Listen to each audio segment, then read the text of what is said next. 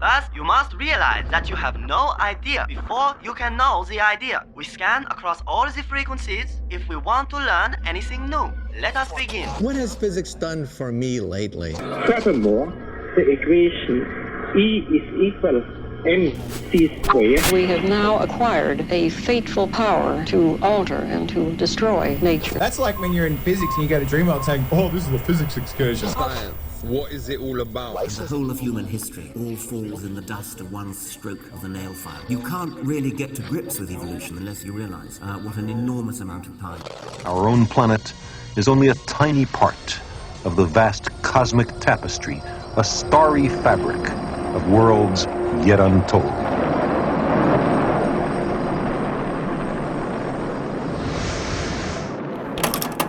You're tuned into what you can only be described. Hey, welcome to No Idea. What can only be described as the best radio station on this blue dot we call Earth. Uncancelable. Peter, take it away. I don't remember the next line. I need him to cue me and then I can get it.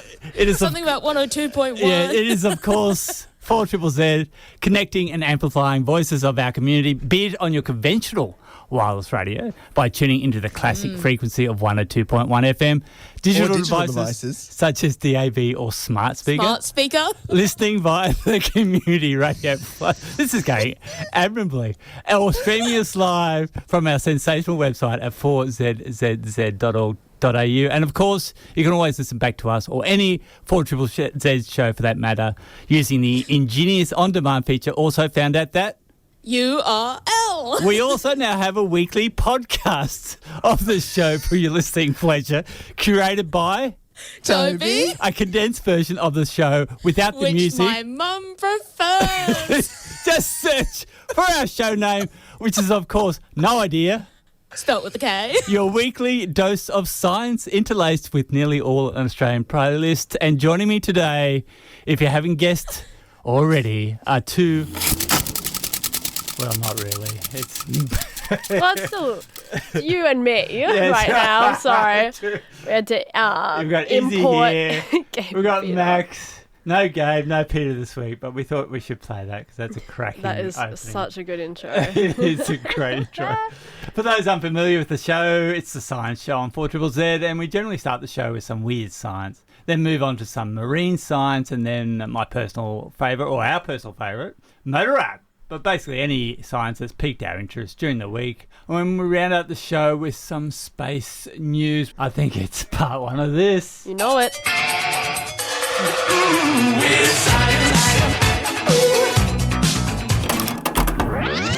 Do you know this bird, Max? I need to backtrack here because just for context, to science there's 11,000 species or more than 11,000 species of birds. Right, so on the known to science list. On the known to Max list, we're up to 8, aren't we? Closer to the 11 than the 11,000. Yeah. I think my latest acquisition was a pigeon, wasn't it? It was a pigeon. We had some dwarf emus on there as well, subspecies. Very early in the list to be branching into subspecies, but we went there. And Max, a flamingo's on the list. No, not yet, but they got a wonderful plumage, I've been told. Sorry, they're not on the list of birds you know, but you're aware that they've got a lovely plumage. Vaguely aware Maybe this is what conversations were like in ye old England in like the 1700s. I've heard tale of these flamingos and their flamboyant Tell plumage. me about this black swan you found in WA. Anyway. So these are flamingos, Max. They're the big pink ones. They get the pink, fun fact, from algae, beta carotene, which usually comes from algae. They get it sometimes straight from the algae, often from other foods that sort of accumulate the colour from the algae, like brine shrimp. But Max, to start this story, we're going to follow the researcher on a journey that began during the pandemic. Ortega Jimenez is the guy's name. Amazing. How sure are we on that? What do you mean? On the pronunciation of... Oh, who knows? Could Shot be in anything. the dark. But during the lockdowns and pandemic stuff, when you're allowed to, did a lot of zoo visits and got a bit preoccupied with how the flamingos in the zoo were feeding. Atlanta Zoo, I believe it was. Zoo Atlanta, yeah. And was like, okay, so we can see that they sort of stick their head in the water to feed, submerge the head in the water. The entire head, isn't it? Yeah, the head disappears. Like knows everything. And he's going, what happens under there when the head's underneath the water? And so he spent multiple years since then looking into it and looking into all the mechanics of how flamingos feed, because they are actually predators. That people think of them sort of as grazers or something, but they're called predators because they go and hunt small stuff like those shrimp and other little bits of small living things, brine shrimp and larvae of brine flies was the other one they mentioned. Lots of brine. Lots of brine going on in a flamingo's life. But let's get to this whirlpool part. So this was collaborative research, but now based out of the University of California, Berkeley. So let's get a QS ranking for that one. Berkeley. 24. Yep. Yeah, I'll go 20. It is 12. Never mind. I knew I should have made my top 10 list a top 20 list. I would have got it then. I just don't trust US universities anymore, to be No, honest. we It do drops them not. all down in my brain. Yeah, it's true. So this was a long scale of multiple studies. It involved 3D printed models. It involved looking at the 3D birds printed models of their flamingos? beaks. Oh, And their- beaks. Yeah, of the flamingo beak. right. And then actual beaks used in a lab setting, as well as studying using lasers, studying the hydrodynamics of what was going on in those Atlanta Zoo birds. Right. So I'm going to start at the zoo bit, because that's Okay. the bit that really gets me going. Sorry, Nashville Zoo is where Hell they of a actually thing got to say access on to. radio. Not Atlanta. No. Not Atlanta, because the researcher had moved. And they filmed these flamingos at Nashville Zoo feeding in a large tray. And like I said, used a laser to illuminate gas bubbles in the water in order to see the vortices that were created by the heads and beaks of the Right. flamingos. Yeah. And then at UC Berkeley, he conducted the experiments to see how effective other parts of the feeding was, including chattering and things. We'll get into this. But so there's a series of research. Stuff in of real flamingos, 3D printing beaks, using an actual beak to back up that sort of stuff. When you say using an actual beak, I'm assuming it's not connected to a bird. I'm assuming they found a skull. beak in a museum specimen or something like Gotcha. that. Yeah. And here's what they found, how flamingos feed. They start with their floppy web feet, which they use like a lot of wading birds do. They will not always stomp around. They'll often sort of slide around the bottom using the web feet. But then when they're feeding, they use it stomping a bit to churn up sediment and propel it forwards in whirls. They then, with their head in the water upside down, Yeah. jerk the head upwards like a little plunger and create these little whirlpools that suck it up from what their foot's propelled forward in a little whirlpool. And then while their heads remain upside down, sticking into that watery vortex, they then shatter their lower beak, which is the one at the top at that point. Chatter, not shatter. Chatter. Yeah. Up to 12 times per second, they go tick, tick, tick, tick, tick with their little beak. Chatter it and create small vortices on the side, both sides of the beak, Suck it in. Okay. as they and then propel their head forward. So it's a little stomp with the feet to Yeah. kick stuff up. Yeah. Then Pull it up. jerk the beak up from upside Yeah. down. Jerk it up to create a whirlpool, and then while chattering, sort of push the head through the little vortice, through the whirlpool, and all of that channels the food into their beaks and lets them eat it. Massive chain reaction of little currents they're creating as they're feeding. I should start doing that with ramen. You could try. That would be a really efficient way of eating ramen. Except I have to dunk my entire head, which is probably not great.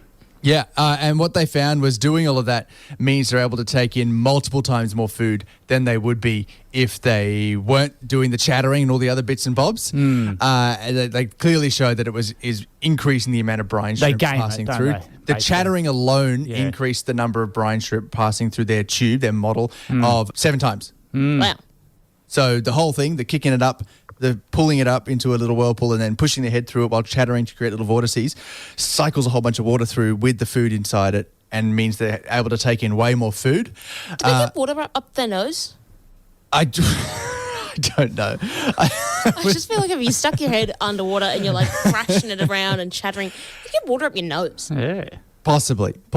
My favourite part often of these sorts of papers, though, Max, is when they get to the bit of what their next steps could be. Good, yeah. Yeah, Checking. so they've got some interesting stuff, like how the piston, like tongue, could play into this. Apparently, the tongue's also firing back and forth during this whole and process. they didn't have that in their model. And they didn't include that in their model, no. So more's going on, and it's got Put a tiny camera they've got in their mouths. comb-like edges to their beak, which they think acts as a bit of a filter for the prey Like as well, whales. like a whale baleen, but little just bits on the edge of the beak. So as they're doing that chattering, it should filter out some of the stuff that's coming in. And sometimes there's also toxic water that they're not sure how they deal with.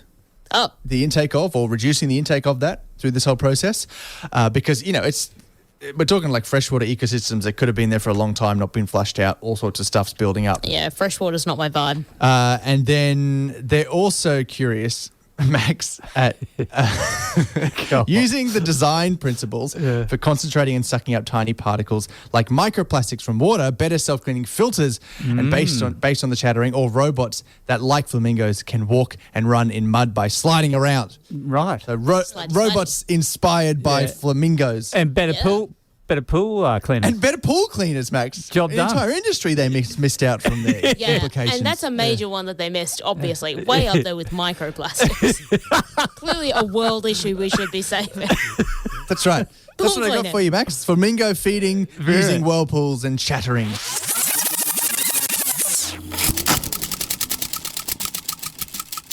It's just weird. You're tuned to 4ZZZ and the show is No Idea with me, Max. We've got Issy in the room and we've got part 2 of this.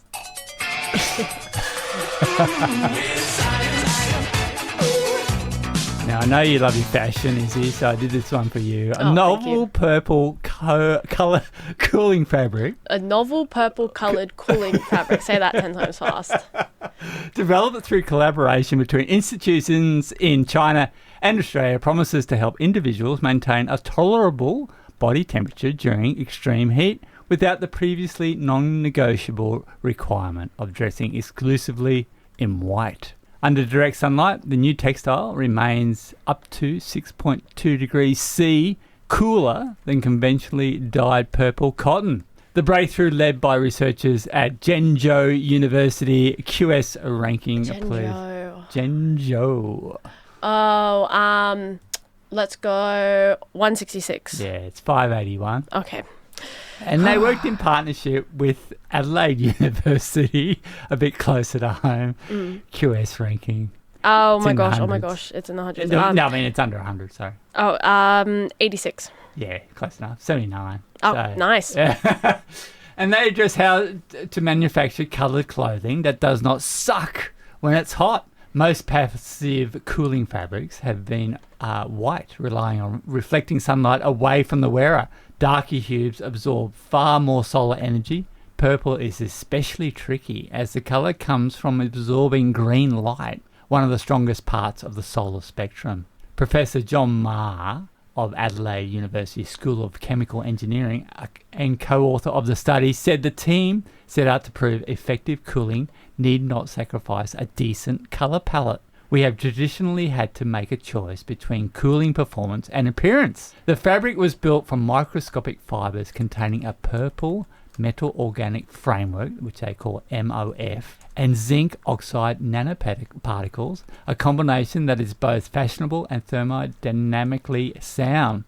It reflects an average of 87.6% of solar radiation and emits 96.4% of mid-infrared radiation, letting heat escape into the atmosphere and quite literally towards outer space. The results were considerable. In outdoor testing, the fabric was 4.2 degrees Celsius cooler than commercial white cotton and 6.2 degrees Celsius cooler than dyed purple cotton.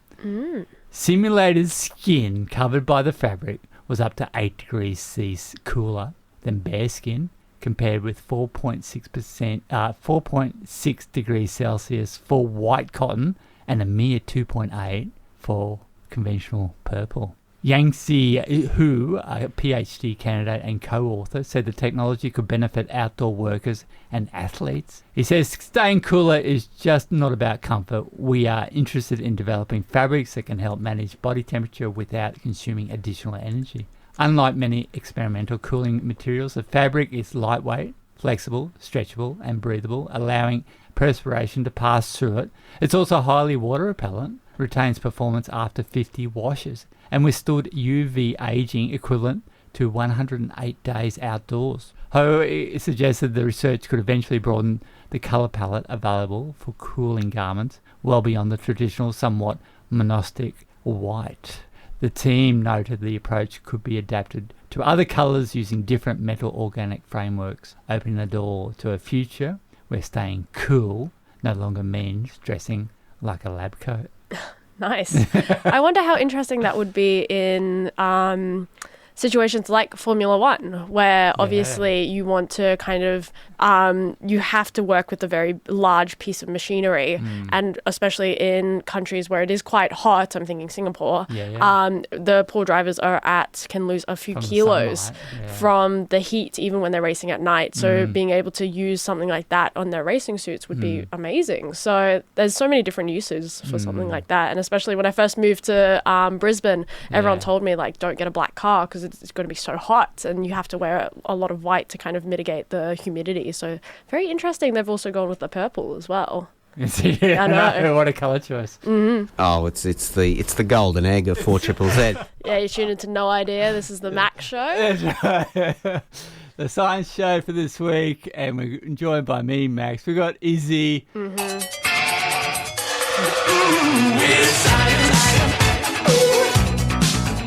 You may have seen on Monday the announcement of not one, not two, but 3 new species of vegan Dracula fish exclusive to Queensland. Let me break it down. Are they gluten-free too? Or? I don't know. Well, I don't know. These identified fish are jawless, non-parasitic, and exclusively reside in freshwater environments, making them a brook lamprey. A team of scientists from Griffith University, can I please get a QS ranking? 283. 283, close. It is... You don't so know. this I haven't put it up actually. Well, I can find it. Yes, could you find that? Sorry, I got so distracted looking up what a lamprey was. They first identified in 2022 when scientists from Griffith were in Gari studying. What was it? 230. Yeah. We're studying the ecosystem impacts of the Black Summer bushfires and identified a new species of lamprey, which Griffith University aquatic ecologist Dr. Luke Carpenter-Bondhow states this particular species of lamprey was 1,400 kilometres north of its previously documented location in the streams near the border of New South Wales in Victoria. Going on to state, technically, Queensland is home to the world's first tropical lamprey. So this animal was identified with its circular row of sharp teeth, contrasting its non-parasitic status, asking the question, why does it need that many teeth if it's not really latching onto anything, which has given its name the vegan Dracula.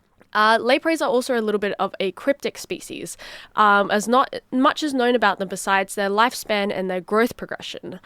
Dr. Carpenter-Bondhow explained that studying lamprey DNA is like looking into an earlier version of a vertebrate instruction manual before hundreds of years of evolutionary tinkering, which is interesting because I didn't realize 485 million years ago, we split off from them. So they are kind of this weird, almost time capsule of what we might have previously been, which is a bit crazy when you look up a photo for them. Lampreys, I think their name, it comes from stone liquor as well, which I think is quite interesting. Okay. And they're like an eel, but with no gills. So they're just like a sea snake, but also not a sea snake. You might also notice that I said there were 3 species found, but I've only really spoken about the one that they identified. It's because the other 2 are yet to be named, but under the Protected Threatened Species grant from the Queensland Government, Dr. Luke Carpenter-Bondhow was awarded $90,000 to do further investigation alongside the DETSI's principal scientist, David Moffat. They'll be conducting further field work and lab analysis to better understand Queensland's new and least known threatened fish. So, Max, Max, I think this will be the tip of the iceberg of some of the weirdest biodiversity Queensland has to offer. It feels like every kind of 3 to 6 months I'm announcing something new and crazy that has just appeared out of nowhere. And it simply comes down to scientists kind of looking for something else and overturning the right rock at the right time to find this funky little guy. I love it when the scientists go into museums and they just open up the drawers and say, hang on. We've reclassified this now. Yeah, it's so actually a new species different. or whatever. Yeah. So I love when science, they've also attached in the media release a little photo of it. And it is literally, if you closed your eyes and you drew just like a tube sock, that's what they look like. They're just like these little guys. And I think it's so interesting that we just came through that 485 million years ago. Brilliant. So that's my weird for this week. I think it's time. It is time. For our friendly neighbourhood. Hit it. Marine scientist. Do you know what tuna is? Fish. It's fish! Thank God someone's working on this. I don't know what I'd do without it. Fish are friends, not food. Great start. Gabe, what does a cat say? Yeah. Max, what does a chicken say? Cluck, cluck. And Izzy, what does a shark say?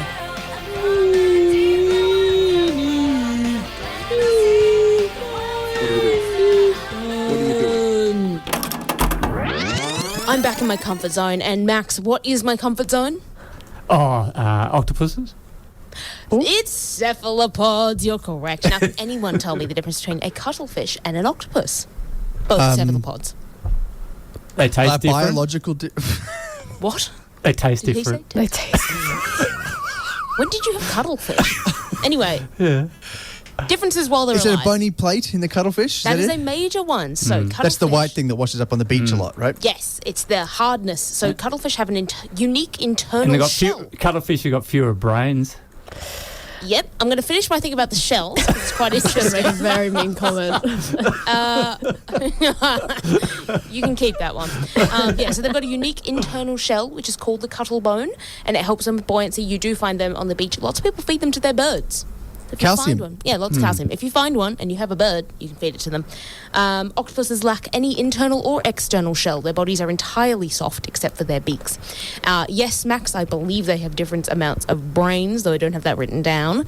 What about arms? Well, the What are you nervous thinking on system arms? would be different. It's Yeah. Arms. Number of arms in an octopus is come on. 8. Oh, thank you. There we go. Yeah, you're welcome. Don't take that long. Cuttlefish must be different. I'm going to round up to 12. 10. So they have 8 arms Yeah. and 2 tentacles. Very different things. Used for capturing prey. They're longer. So 8 short They arms, 2 do long tentacles. Same Suction as- cups? Suction What? cups? Suction. I believe they have those on the tentacles at the end.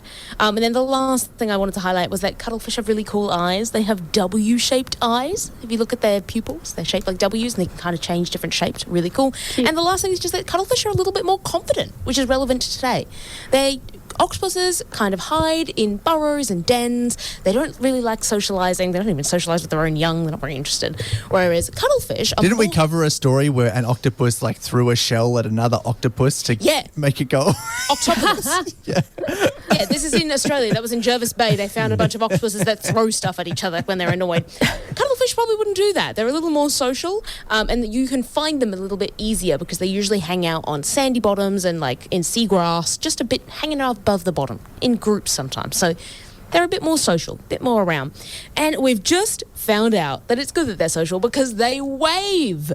So researchers aim to explore whether cuttlefish use their arms to communicate, much like gestural languages in humans. So waving, nodding.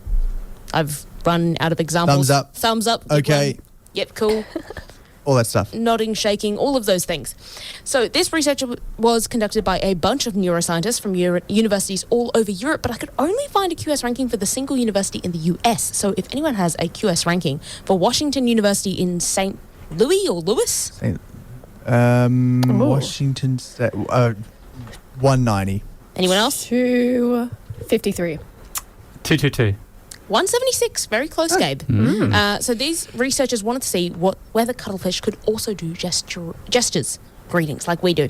After all, they are known for their advanced intelligence and rich sensory perception, so they thought that they may have some previously undocumented communication methods. So, We do know that they use colour, posture, and movement to communicate. So this was just sort of an extension of those things. They used 2 different species, a common cuttlefish and a dwarf cuttlefish. They had 8 of the common and 10 of the dwarves. The cuttlefish were raised in labs from collecting eggs from the Atlantic and the Indo-Pacific Oceans where they found them. And now there were a couple of gestures that the cuttlefish did. So they'd seen this in the tanks. And Gabe's going to help me out here with the visual to audio descriptions. Okay. So they've called the first one up. Up is pretty basic. They just raise a bunch of their arms. Okay. Like, to me, it looks a little bit like when toddlers put their hands up and they don't go past their head. It's sort of like that, except it's between their 2 eyes. So it's just cuttlefish with most of their 10 arms. 8 arms, 2 tentacles. Most of their 8 arms just sort of flailing around in the air. Just sort of up. It almost looks a little bit like the arms look a little bit like the arms of one of those bendy guys outside of a used car lot that's flailing around in the air. Yeah. Like if you just took like 8 of those arms and made them all flail up on They're a not cuttlefish. very precise with their movements. It's just kind of like they're going on their arms. I hope that audio really helped you. Then the next one they have is called side. And so in this one, they pull all their arms to one side of their body. Okay. Kind of like... Left or right? Left or right. What's your explanation, Gabe, for this? Same thing, just pushing across. Yeah, to me it looks a bit like a dance move. They're like with their bodies. And then we have roll, in which they tuck their arms tightly underneath their body, which kind of pulls, because they're all muscle, it pulls their eyes to the front of their body. Yeah. The researchers say that it makes them look more like an octopus. Yeah. I think they just kind of look almost like constipated. It just sort of hides they're tucking a little bit. They're tucking. They're tucking their arms. Yeah, pretty much. And then the last one is called crown. And in crown, they splay all their legs sort of all around, but then they touch at the tips. And to me, the best thing I can explain this as is like a whisk. It's like they're imagine holding a whisk. Yeah, it's like they're holding a ball. balloon. Yeah. With all of their arms. Yeah. So we've got up, side, roll, and crown. Hopefully you can remember those ones. And the researchers first wanted to see if the cuttlefish could identify and respond to the gestures. So they recorded videos of the cuttlefish spontaneously doing them. So that's important. They didn't get them to do them in any way. They were just doing them. The researchers recorded it. And then they played them back to the other cuttlefish. But they played half of them back upside down. So some of them were right where up and some of them were upside down. So we've got cuttlefish in tanks. Yeah. Looking at They've TVs. recorded them for a long time, and then they clip out The bits where they're of doing them things. doing waving. Yeah. And then they Upside, roll, show and crown. and then they show those clips to other cuttlefish. Yeah, they've got the iPad just outside the tank. Right. And you can see the cuttlefishes looking at it. So it's kind of like cuttlefish iPad time. Yeah. And they just get shown videos of other cuttlefish, sometimes right way up, sometimes upside down. Love it. Yeah, so that's essentially how they did this. And they responded more frequently to the right side up videos, suggesting that they can visually interpret orientation and possibly gesture intent. Possibly. Some cuttlefish mimicked the gestures, like they did them back to them. So if they saw a cuttlefish do up, they did up. If they saw a cuttlefish do side, they did side. So they just like repeated them, which is to me like waving, like when you wave at someone and they wave back, especially when they weren't actually waving at you, which happens frequently to me. And so then they were like, that's really cool. Like they can clearly identify, they have visual recognition and may have a social response as far as they could tell from this. But then they were like, oh, I wonder if alongside the visual recognition, the cuttlefish might also be able to recognize these gestures through vibrational cues in the water. Whoa. Implying a tactile, or they call it a mechanosensory mode of communication. As in, would they be able to pick it up if it was happening behind them? Or next to them. Or next to them. Like where they can't see. So they used a hydrophone to record the very subtle vibrations made when they make the gestures. So when they go up and they lift all their legs up, the water moves. So the hydrophone's picking that up because like a little as they make up, or a little when they make side, like those things. And then from those recordings, they created 3 playback conditions. So an exact replication of the gesture-induced vibrations, a scrambled pattern, so they just randomized a pattern, and then backwards. So reverse. So instead of up, they're going down. The 2 control. So we would expect to see a response to the first one, that just honest playback, and less response to the other ones. Yeah. Or a different response to the others. And they played back the vibrations using a hydrophone and a subwoofer. These cuttlefish have access to a subwoofer, so they've got to be the coolest They've cuttlefish. kitted out these cuttlefish Their in tank is tanks sick. with an iPad and subwoofers. a sick sound system. Yeah, these cuttlefish are living it up. And so they found that they most reliably responded to exact replications and often waved back to just vibrations. Really?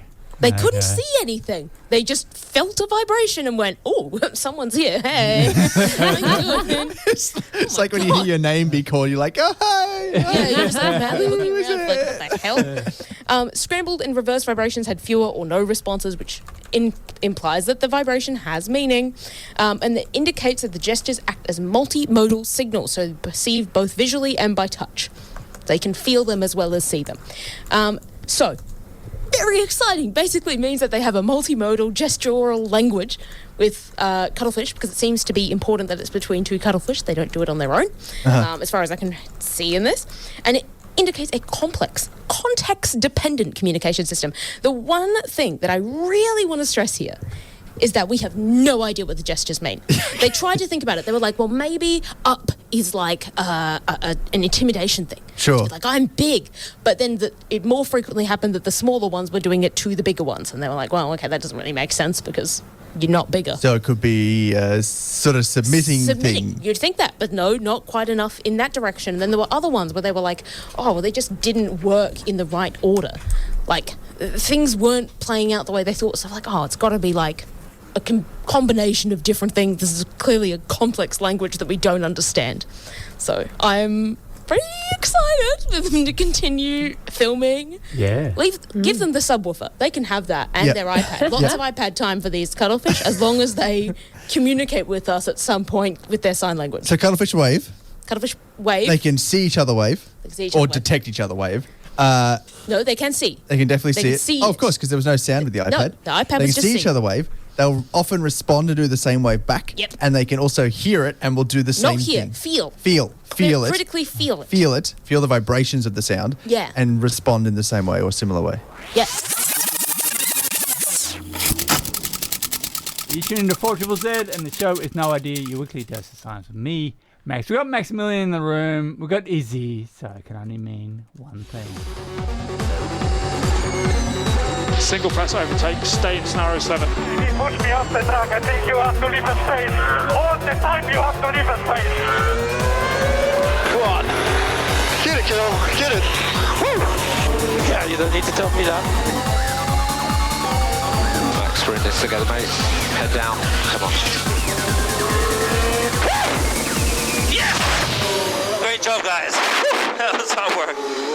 Oh, that was hard work. F1 on the weekend. It was Max Verstappen's playground, the circuit Zandvoort. The circuit features a banked NASCAR-esque corner for added excitement. Made famous by poor Daniel Ricciardo having to miss crashing into Aussie Oscar Piastri on that said banked lap. It was a sprint weekend, which probably wasn't the ideal scenario for the F1 teams coming off their month-long summer break. And for those unfamiliar with what a sprint weekend means in Formula One, the teams are only allowed 60 minutes to dial in their cars for the whole weekend, and then it gets pretty serious. You got your sprint quali after that, you got your sprint race, then you got which everyone's saying could have been an email. It could have been Sprint, an email. yeah, no changes.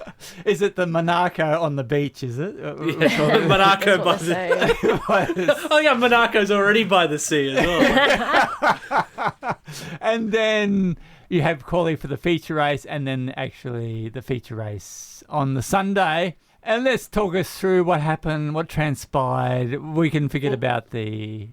I mean, the big sprint headline coming into it Yeah. was that Isaac Adjar had injured his wrist over the break. He's a Red Bull driver, yeah. Which is interesting, right? Yeah, he's the guy who's not Max Verstappen, basically, in that team. Yeah, in the cursed Red Bull seat too. Yes. And so, none other than Liam Lawson stepped up. The Kiwi. Which, if he had to sub in for someone at Zandvoort because they had a wrist injury, I'd have $2. And it's just weird that it's happened twice now. Yes. And somehow he's got to step up because of that. But that was the big headline coming into the week. It was indeed. And how did he perform? He performed pretty well for the team, didn't he? He did indeed. Because Yeah, because his contract's coming up pretty soon, so maybe And that helps him. especially with Red Bull, VCAR, sorry, looking at Nicola Zola from F2. Which I who's- would. Yeah, who is Yeah. the reigning champion, I believe. So he's going to be, there's upward He's the pressure current, from points F2. leader, right? Yeah. Upward pressure from F2 means someone's got to give. And that's just the team's meant to be for the younger drivers anyway, Yeah. and the experienced drivers going to the Red Bull team. But now you've got, when you're pushing through so many people through the Red Bull second seat, it's now all of them are inexperienced. so- Exactly. And then Verstappen, unfortunately for the home crowd, they were a bit sad because my he God, crashed yeah. out first or second lap. Absolutely At his shagged. home. He did. He caught that front right, and then suddenly he was in the wall to the left. And it's interesting, at the same time, Gabriel Bortoletto also spun out. It's 360. Yeah. 360. So what happened was he spun first, and then Max crashed, Yeah. and then Gabby recovered, but could see a tire like rolling down further down the Wondering what- track, thinking it wondering was what his. was going on. So whilst he recovered, Yeah. there was a period of time where the commentators had not thought that they had crashed. Yeah. Yeah, But it looked really- like an actual collision. Yeah. It looked like a collision, 'Cause but of behind all the smoke, Yeah. it was actually two different spins, one of which retired Max Verstappen. And did you see Hulkenberg's onboard? His teammate, Bodletter's Listen, teammate, yeah. just missing. Complete, Just like, the reaction times Yeah. on that man. He's one of the oldest on the grid, and he's still got it. Yeah, and there's great moments where it shows all those years of experience really coming through in those smaller moments. Yeah. Just pure instinct, flicks it to the left. And it's dodges like, his teammate. Yeah. do we want to say like you'd measure that in millimeters? Like, It was scary, but yes, Yeah. very that was in the first couple of minutes, wasn't it? it was, as Yep. well, yeah. so red flag immediately. Yeah. Clean the Restart. track. And spoiler alert, no Aussie anthem No. today because they decided to pit Oscar Piastri for unknown reasons. I'm sure his tyre degradation wasn't that great on his hard tyres, Yeah. which he started off with. But no, they pulled him in. That's a McLaren strategy him in. right there because just to cover off George Russell, who came in the Mercedes. Yeah, they had 5 seconds to get it in. They bottled Yeah. the pit stop, so That's pushed it. him out 7 seconds, I think. So he Yeah. lost. Yeah, he lost that Yeah, position. totally. But yes, we also, as we mentioned earlier, because of the injury, Liam Lawson pushed up. There's a space in VCARB. Welcome back, Yuki Tsunoda. Yes. The Japanese driver who we saw in the Australian Grand Prix, Gabe and I, walking amongst the paddock, obviously doing the sponsorship things. How did you spot him? Like, I know, I was well, about to say. it gave me a confidence boost because I'm taller than him. And I'm 159 centimetres, Right, 160 yeah, centimetres. yeah. So it was interesting seeing him back in the racing suit. And I did like this cheeky little quote from him saying, "Call me, please," to any Formula One team. I've still got it. But he qualified 12th and then finished 11th above Arvid Lindblad. So, Right, yeah. still showing he's still got it. Yeah. But yes, a very interesting, I'll leave that Red Bull kind of mess right there as they work out what to do. Anyway, the Williams boys, they re-signed their contracts for a couple more years, I think. And so and they managed to come together on track as well. Did they? Oh, God. Did they touch, did they? Yeah, they touched. Oh, okay. Where did they finish in the race, do we know? Well, we know when McLaren won. So Oscar could have been up there. He just can't get a handle on the car necessarily. But Lando Norris, the number one driver, he managed to secure the victory. And they're saying that it might be something to do with the ratios in the gearbox for the McLaren, which you only get one opportunity to change that in a season. Yeah. And but they're saying that this sort of shorter ratios favour tracks like Zandvoort, and they're hoping they're not using their one allotted change because they're hoping the back half of this season is gonna we're gonna see a lot more papaya on the top step because the tracks favour a shorter ratio. And Mercedes came out saying that they can't spend nearly enough money that the McLaren and the Ferrari are doing playing catch-up. So it'll be interesting to see how Mercedes perform for the rest of the year. Can we see potentially McLaren winning the World Championship just with Lando, not the actual car? There's a big gap that Kimi's got. It's going to be quite. I think there was a reaction from Lando as well because someone said you've got 83 points between you and either George Russell. I think it's George Russell. Yeah. And he was like, yeah, that's a lot. There's a lot to make up for the rest of the season as well. And they have the Mercedes, both those drivers. I'm very interested to see whether or not we have a repeat of last year from McLaren, which was you've got two very, very strong drivers. Yes. Who do you favour? It seems like George Russell really had to give in to Kimi in this race, so I have a feeling we'll see that repeated again throughout the season. Well, we'll go both the Mercedes boys on top of the ladder with Kimi on 242 and George on 183. And matching him in the Ferrari is Lewis Hamilton, also on 183, and then we come back to Lando on 159. So he's a little bit behind, but maybe second in the championship, Which is hard. George will bottle it. Which is hard when you're world champion. Yes. And now you're fourth. Yeah. So I'm sure there's a lot going on behind the scenes. And Oscar's only in seventh on 100 and so points. So it's not looking good for a real shake-up. Yeah, I don't think we're going to play the anthem that much this year. So it's just we've got Italy coming up soon on the 4th of September. So interesting to see what happens. That'd be at Monza, I take it. So that should be good. Tell us about the women who were playing. F1 Academy finally raced. Thank goodness. Oh my gosh. We started off with a reverse grid race with Peyton Westcolt converting a pole position into her first maiden F1 Academy win with a lights to flag drive, so not moving too much at Zandvoort. Mercedes driver started in the reverse started on reverse grid pole for the first time following the disqualification of the wildcard driver Zoe Flores from the qualifying session after her car was found in breach of technical regulations. How can that be a thing? They're which all is the same crazy. cars. Yeah, for spec series. Yeah, So it's embarrassing. That is a major overlook and not a good start for a wildcard driver who only really gets one opportunity. Yes, and they pay a lot of money to And they play do pay that, a lot of money to get to that. But after a perfect start, Westcolt kept herself out of trouble from the race start after 2 safety car restarts and throughout the 17-lap race, winning by almost 2 seconds. That's pretty comfortable. We moved to the feature race with pole sitter Alicia Pomorski extending her lead at the top of the standings when she won the feature race. Red Bull Racing driver did just enough to keep second place Alba Larson behind her at the race start. And poor Larson was beating herself up in the media saying she needed to do a lot better. Really? And she got second in the reverse She got second, grid as well. yeah, I know. So I think there's a little bit of tensions going on, especially as we head to kind of the end of the season. She's only like out of school, isn't it? Yeah, I was going to say she's like freshly, 17, 18. Yeah. But luckily they kept the tensions going on track, which meant that they were dueling for a majority of the race. Pomorski managed to stay ahead and claim a 4th victory in the 2026 season, which is very impressive. Now, I do have some breaking news following last year's F1 Academy rookie test success. Sirius has announced the return of the rookie test alongside the launch of a new rookie training camp supported by Loughborough University. So, Maxi, can I get a QS ranking for Loughborough University? I'll give you a little tip. It is in the UK, if that's to skew you in any way. But yes, can I get a QS ranking, please? Maxi, anything? QS ranking. 150. 25. The website is loading. 203. 203, which is pretty good. So I'm thinking next week I'll do a breakdown of who's who as we're kind of F1 Academy doesn't come back till October. So I'm going to have to tide my time when we next see the girls in Austin, Texas.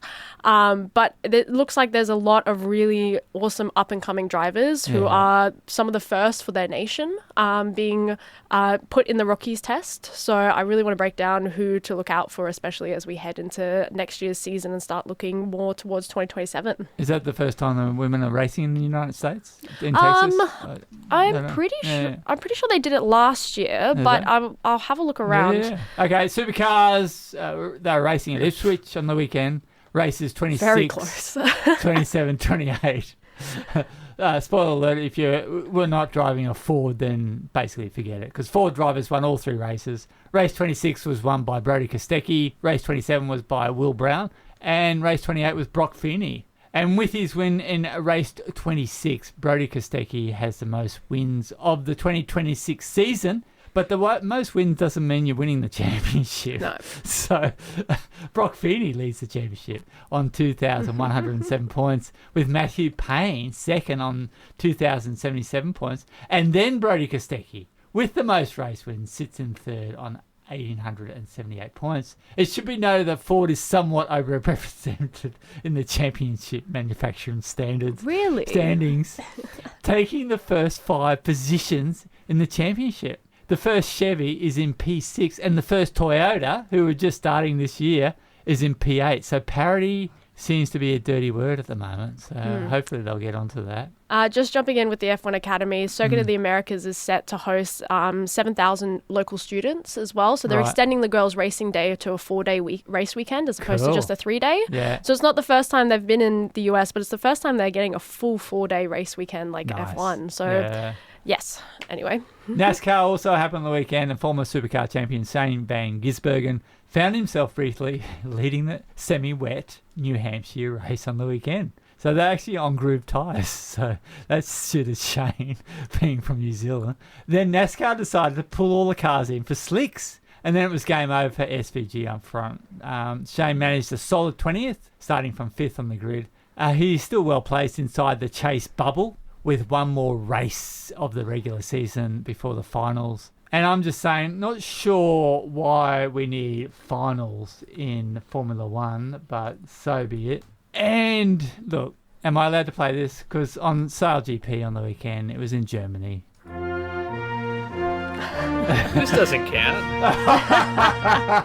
No. We don't do this for Sail GP.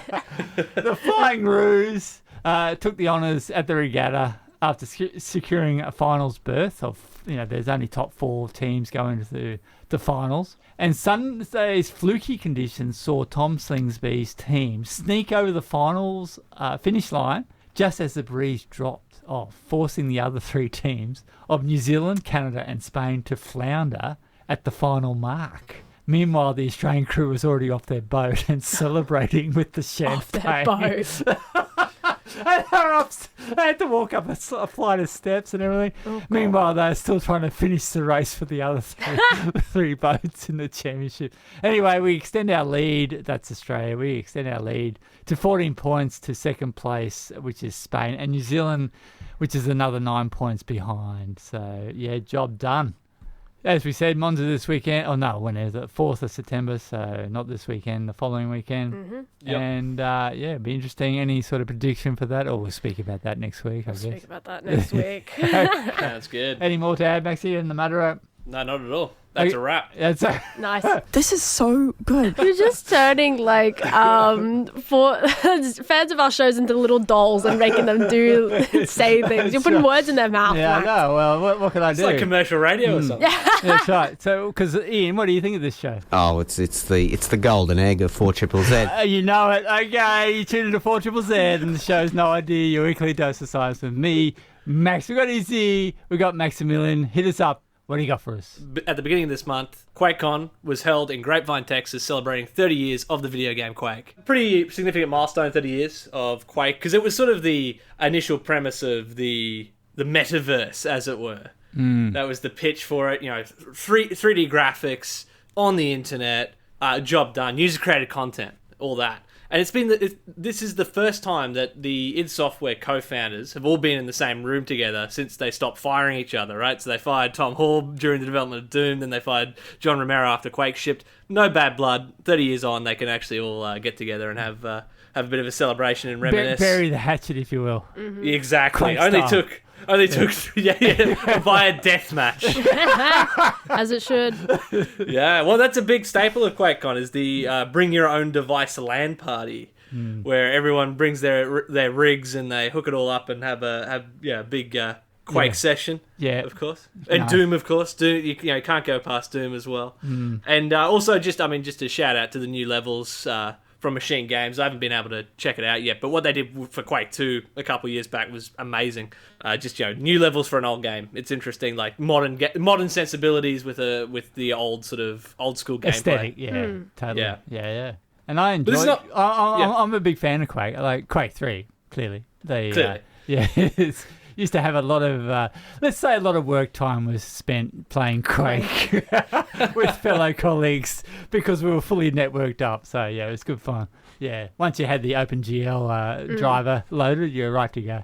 Yeah, that's true. Big thing about Quake 3 is you absolutely need a GL. It was the first one that was not a software renderer, which made it a little bit more difficult to play. Yes. Unlike Doom, which you can apparently play on just about anything, because this Dutch bloke has ported Doom to the Canon 550D camera. Oh, that just came out recently, didn't it? Yeah. So literally, you're just on your display playing Doom. Apparently, not taking Next photos. time we're at the OzGP and I've got my camera, I'll be Okay, sure give us your to camera. crank out a few rounds before. and there's this long history of people putting Doom onto really silly devices, and it sort of goes back to the fact that Doom was not actually developed for the operating system that it was targeting, right? So they were targeting MS-DOS because that's every IBM PC. Job done, right? Like that's if you want to be on any platform in the early 90s, that's the one you want to be on. In fact, they got a bigger install base than Windows for a moment there, which made Bill Gates he was sort of tempted to buy id Software. He neglected to, but Microsoft now does in fact own id Software. But yeah. So Doom was actually developed on the Next machines, which have been back in the headlines because of Steve Jobs getting funded by the CIA, which just means that they bought a bunch of computers from him. Nothing nefarious there, but that's been doing the rounds because there's a new memoir out about all that sort of whole side quest that Jobs did between Apple and then coming back to Apple. And just explain what Next Computing is, though. Yeah, it's what he did after the Macintosh sort of landed flat with the Apple board, and they more or less fired him because of it. And so he then went off and founded another company to with the goal of a 3M machine, so megapixel, megabyte, and megahertz, right? Yeah. Because the only other game in town was Silicon Graphics. If you wanted a high-end machine to develop anything, that ran you about $90,000 back in the day, which is a lot of money. And the Next machine, fully kitted out, ended up at about $10,000. Right. So it was more affordable. The idea being get it into education, get it into dorm rooms. That people sort of that can afford it. Yeah. Yeah, and none other than id Software just happened to be at a trade convention next to Next, and that premise imprinted on John Carmack a bit, the lead programmer at id Software, and he just decided, okay, when we had enough money, we'll get that machine because we'll be able to develop a more effectively we'll be able to develop, because DOS, it's pretty limiting. Whereas to sort of put it in perspective, it's like a computer from the year 2000, but you could buy it in 1991. Yeah, that's a good point. Is sort of the best way to put it. And they're running their own flavour of Unix on that, weren't they? Correct. Yeah. Which very much is not DOS.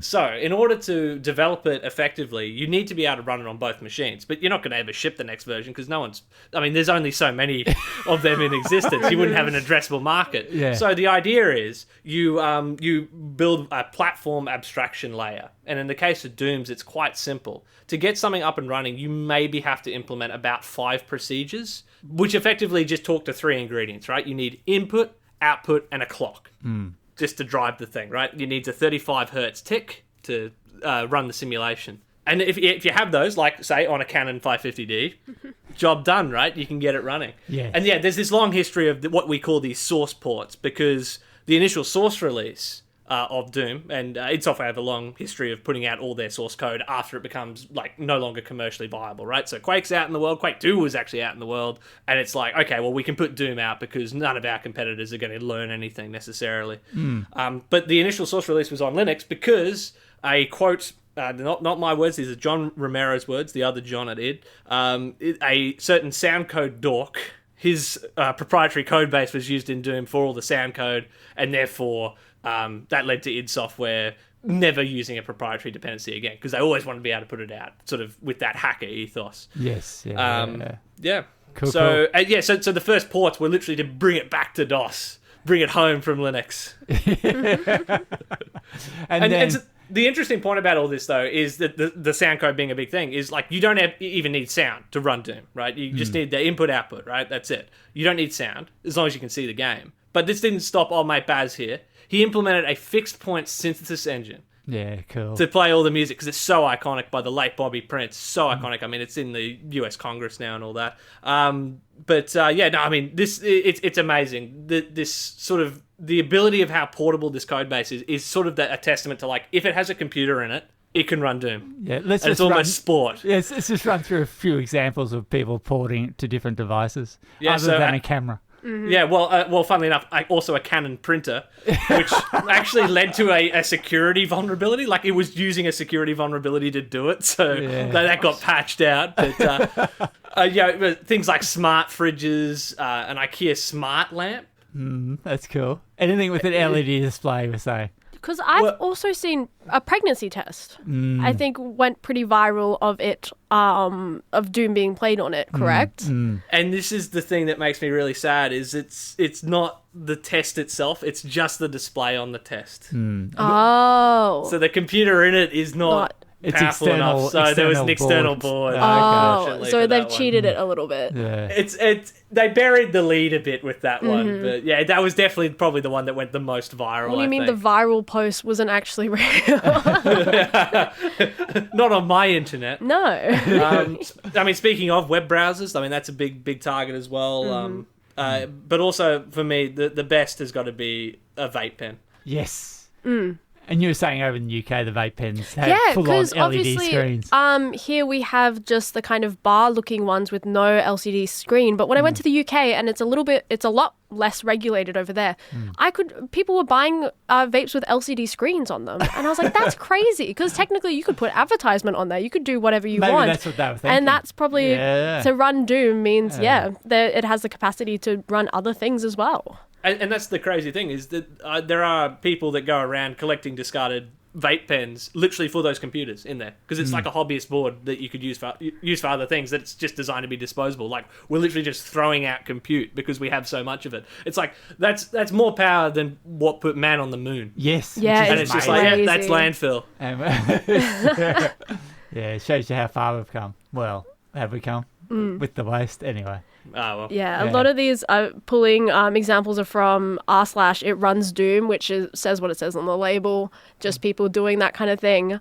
I had a quick question, though, because we talked about Quake and Doom. How are they related? Are they similar? Are they like an extension of the same series? The same people. The same people. That, a software company called id Software developed. id Software developed both. Yeah. Correct. So Quake is like the spiritual successor. Okay. Doom and came first. Yeah. Doom came first and then Quake. Yeah. Cool, because I've seen people Yeah. talking about both. Yeah. Okay, sort of cool. interchangeably, right? Yeah, Yes. it's like the convention's QuakeCon, but that's where they show off Doom and all other Bethesda titles now. But the big one with Quake, I mean, it's an interesting read. We don't have time to go through it all on air, but initially it was going to be a very different game to Doom.